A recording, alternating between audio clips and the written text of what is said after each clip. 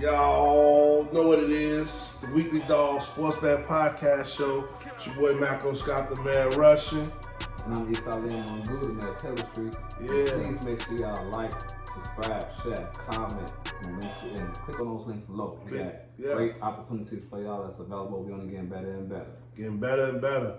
So this segment right here is the bet slip. And man, we got a treat for y'all this week on the bet slip. Normally we do a couple of bets, but this bet right here, I gotta shout out my man E. You know what I mean? Shout out my boy E. Man, Cash Money. I mean the Cash Out Brothers group chat. E went crazy. Live bet, man. And I want to especially highlight this bet because you know we take this opportunity to teach our subscribers and teach our listeners how to do this sports betting thing. Like we're not here to pick these picks for y'all, pick y'all actual winners, winners for y'all or y'all losers for y'all. We here to show y'all how to pick a good winner, pick a good loser, and strategies. Show y'all strategies that's gonna get us paid. So this particular strategy right here, we didn't cover it. You know, we always talk about hedging bets and live bets. And man, this was one of the greatest live bet hedges I done seen in a long time. You know what I mean? So, man, without further ado, man, I'm gonna place the ticket up, but walk us through, man. What happened in this game, man? What was you thinking? Well, first and foremost, I want to give a shout out to my Cash Out Brothers, man, because we in those trenches on a daily basis, you know, trying to place good bets, and it don't always work out good for us. You know, we had some good bets, we had some bad bets, and I ain't gonna lie to you, I had a great week. And I'm just gonna say, it's been a long time coming, but I knew a change was gonna come, and yes, it did. Yeah. So, man, let me go ahead and get right into my bet, man. This was a live same game parlay with a hedger under it that I was able to hedge as the bet was going along. And it was a 7-game parlay live. It was 2 games I was on at the time, 325 games. I remember watching it because I lost all my early games. I was hurt down and out, you know, but I had put this live bet together. I was looking at this situation that was going on. And they, first of all, with the live betting, pretty much they tell you how many yards each player has at that given time. And they give you, okay, over or under on if they're going to hit this over or under on certain bets. So I'm just going to get right into it. At this point, Mike Evans, he had at the time 4 yards. It was the second quarter. He had 4 yards. The live bet said over 29.5. I jumped right on that. I jumped right on that so bad. He hit 43 yards.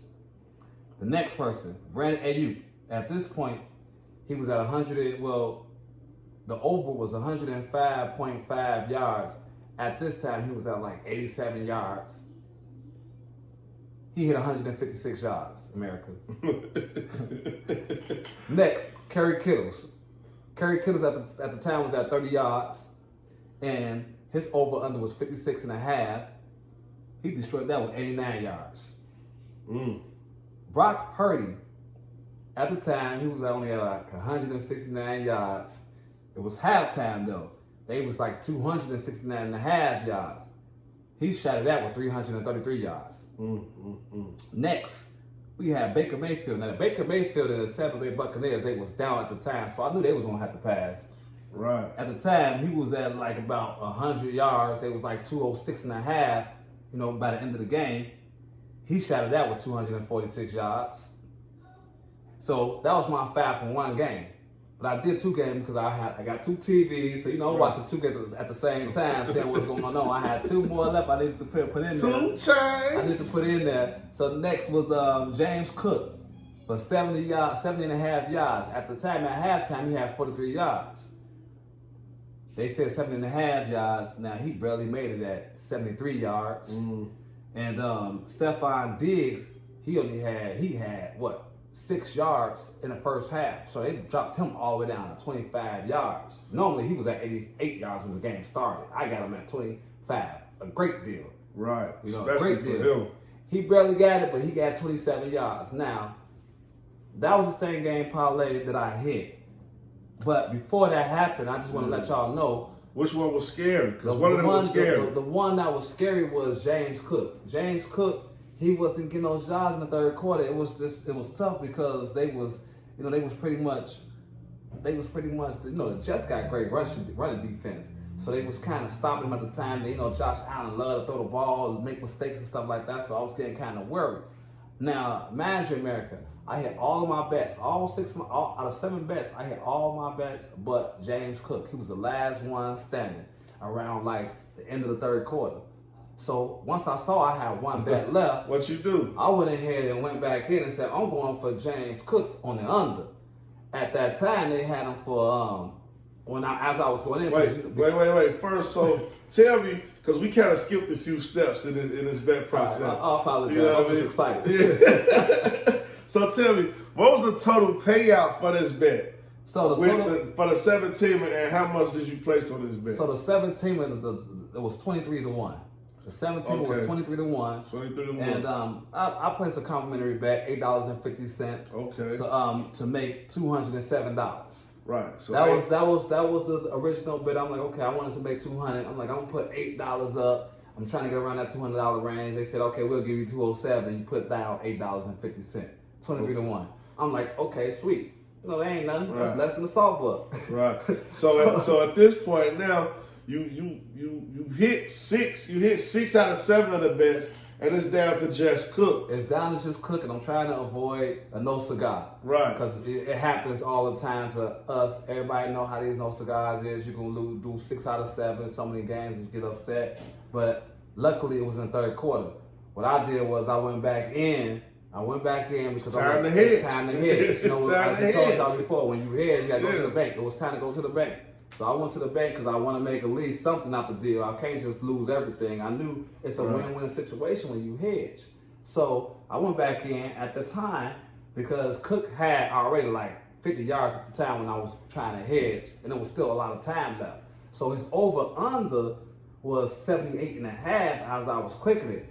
But you know how FanDuel is. FanDuel is one of those things where as you're trying to click it and you're trying to put the money in, they're going to keep dropping that down. They dropped it down, they dropped it down, they kept dropping it. They wouldn't let me get my bet in because they knew what was going on. They already know my bet already.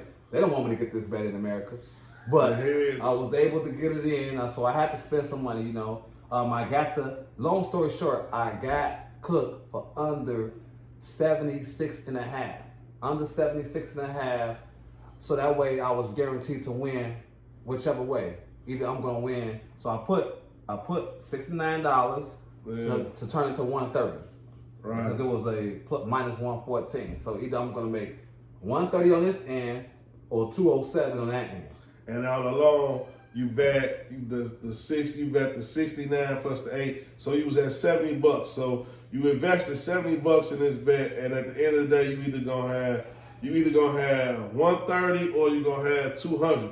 Right. But the coldest part about it is, tell them about how you left yourself some room so you still have the possibility to win them both. That's a great question. So what I call this is, this is some new and exclusive. We've been working on this for a while. This is the Sonic the Hedgehog. It's called Sonic the Hedgehog.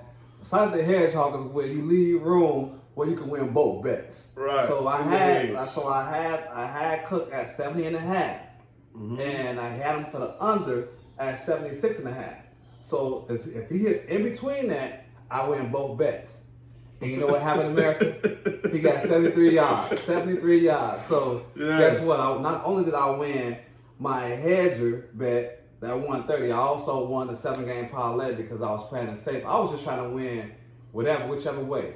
We had me and my nephew, my son, we had bought the Jamaican food, spent like $70 on Jamaican food this football Sunday. I'm like, I'm trying to at least get this money back. I know for a fact if I put the money on the hedger, that's guaranteed money, whichever way. So that was a lick right there. I won both bets.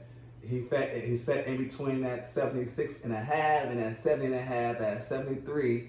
So I won both bets and I felt so good about that situation. So total, I ended up winning $337. You know what I'm saying? $337 off of what? $75. Right. That was a great